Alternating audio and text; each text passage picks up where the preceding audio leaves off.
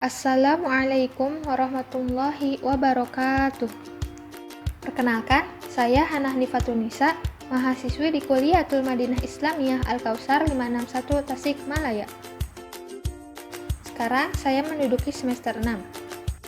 Video ini saya buat untuk memenuhi ujian akhir semester mata kuliah Micro Teaching dengan judul Tutorial Mengajar. Selamat menyaksikan. Langkah yang pertama yaitu mengucapkan salam. Assalamualaikum warahmatullahi wabarakatuh. Langkah yang kedua yaitu menanyakan kabar. Hai anak-anak, bagaimana kabar kalian semua? Alhamdulillah, kita harus selalu bersyukur atas segala keadaan kita saat ini. Langkah yang ketiga yaitu mengabsen kehadiran. Baiklah, sebelumnya Ibu akan mengabsen kehadiran kalian terlebih dahulu. Yang Ibu sebut namanya harap acungkan tangannya ya. Muhammad Akmal. Hadir, ya. Nur Hafizah. Oh iya, hadir. Ya. Langkah yang keempat yaitu motivasi. Oke, sebelum kita memulai pelajaran, ada baiknya agar kita meluruskan niat kita. Untuk apa kita belajar di sekolah? Untuk siapa kita belajar di sekolah? Mari kita luruskan lagi niatnya. Agar apa yang kita dapat hari ini akan bermanfaat nantinya dan akan menjadi pahala di sisi Allah kelak. Begitu anak-anak. Langkah yang kelima yaitu menjelaskan tentang materi apa saja yang akan dipelajari di hari itu. Di pertemuan minggu kemarin, kita telah mempelajari tentang fi'il. Nah, sekarang kita akan mempelajari tentang marfu'atul asma. Langkah yang keenam yaitu menjelaskan materi marfu'atul asma. Marfu'atul asma adalah isim-isim marfu'.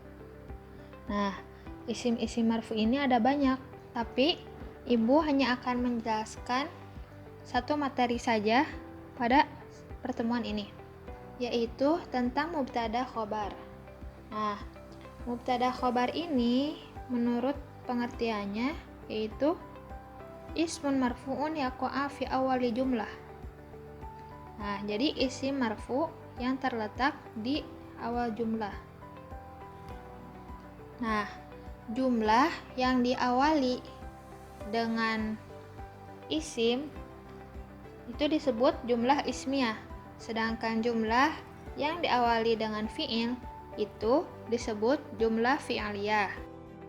Nah, adapun khobar menurut pengertiannya yaitu ismun marfu'un yukmilu ma'nal mubtada.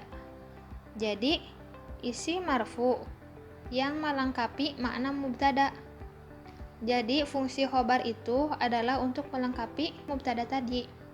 Dan tentunya penempatan khobar itu setelah mubtada. Jadi mubtada dulu, kemudian khobar. Seperti itu. Nah, kemudian mubtada itu terbagi kepada dua. Mubtada dzahir dan mubtada dhamir. Mubtada dzahir seperti contohnya Allahu sami'un, al-adibu mahbubun. Nah, sedangkan mubtada dhamir huwa ghaniyun, hiya maridhatun. Jadi mubtada dhamir itu menggunakan dhamir, ada dhamir di dalamnya seperti itu. Mubtada dan khobar juga memiliki ketentuan-ketentuan. Nah, yang pertama, mubtada dan khobar harus selalu dalam bentuk marfu'. Yang kedua, susunan mubtada dan khobar ialah jumlah yang dimulai dengan isim dan disebut jumlah ismiyah. Sedangkan susunan fi'il dan fa'il disebut jumlah fi'aliyah, yaitu jumlah yang dimulai dengan fi'il. Kemudian yang ketiga, bila ada isim marfu' didahului oleh fi'il, maka isim tersebut adalah fa'il atau naibul fa'il. Bila ada isim marfu mendahului fi'il, maka isim tersebut adalah mubtada. Nah, jadi bila ada isim marfu nih didahului oleh fi'il, maka disebut fa'il atau naibul fa'il. Kalau ada isim marfu yang mendahului fi'il, nah itu baru disebut sebagai mubtada. Yang keempat, susunan mubtada dan khobar harus selamanya sesuai, yaitu yang pertama, bila mubtadanya mufrad, maka khobarnya pun harus mufrad. Bila mubtadanya musanna atau jama, maka khobarnya harus pula musanna atau jama. Yang ketiga, bila mubtadanya muannas, maka khobarnya pun harus muannas pula. Demikian juga bila muzakkar, seperti itu. Nah, contohnya seperti ini. Al-waladu mujtahidun. Al-waladu mufrad, mujtahidun mufrad. Jadi, si mubtada dan khobar harus sama-sama mengikuti mubtada. Jika mubtadanya mufrad, maka khobarnya juga mufrad. Itu adalah contoh dari mufrad mudzakkar. Kemudian, musanna mudzakkar. Al-waladani mujtahidani. Kemudian jama mudzakkar al-auladu mujtahiduna. Nah, sekarang lanjut ke muannas. Muannasnya muannas mufrad. Al-bintu mujtahidatun. Musanna muannas al-bintani mujtahidatani. Kemudian jama muannas al-banatu mujtahidatun. Nah, jadi seperti itu ya. Dapat dimengerti? Nah, kemudian khobar. Khobar terbagi kepada dua, khobar mufrad dan khobar ghairu mufrad. Nah, khobar mufrad adalah ma laisa jumlatan wala syabihan bil jumlah. Dan khobar ghairu mufrad yaitu ma kana jumlatan au syabihan bil jumlah.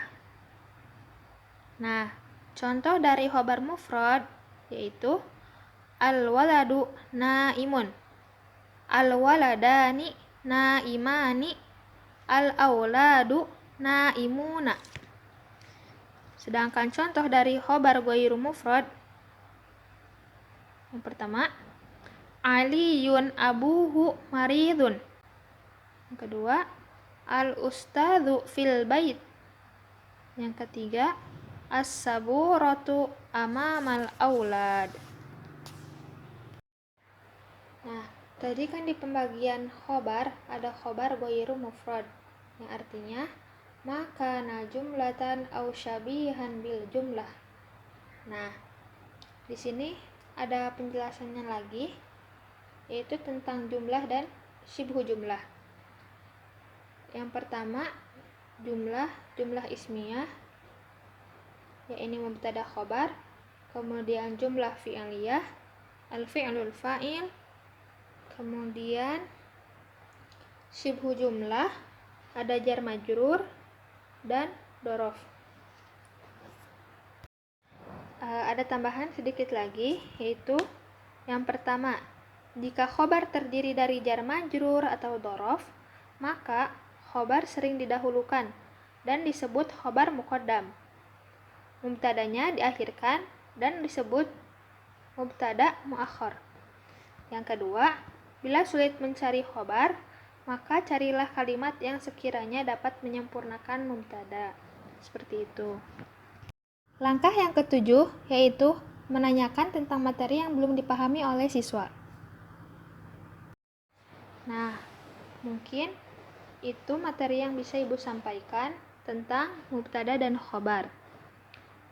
Nah, kemudian sejauh ini apakah ada pertanyaan? Langkah ke-8 yaitu menguji pemahaman siswa dengan memberikan latihan-latihan untuk dikerjakan. Ya, jika tidak ada, tidak apa-apa. Sekarang untuk melatih kemampuan kalian, kerjakan halaman 11 sampai 13 di buku tulis masing-masing. Ya, selamat mengerjakan. Dan langkah yang terakhir, adalah mengakhiri pembelajaran dan pemberian kesimpulan.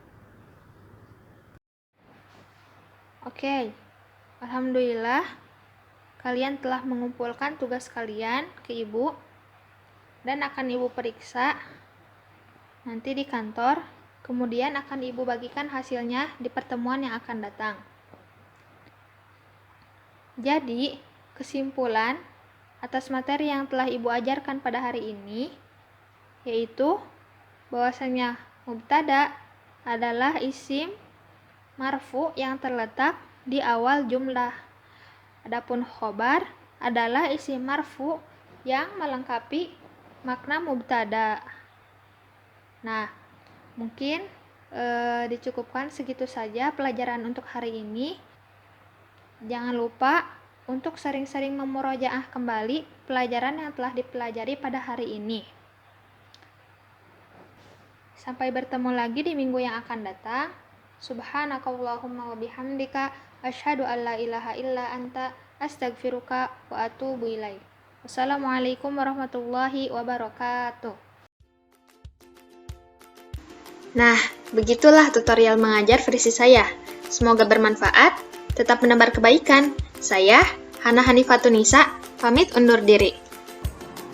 Assalamualaikum warahmatullahi wabarakatuh.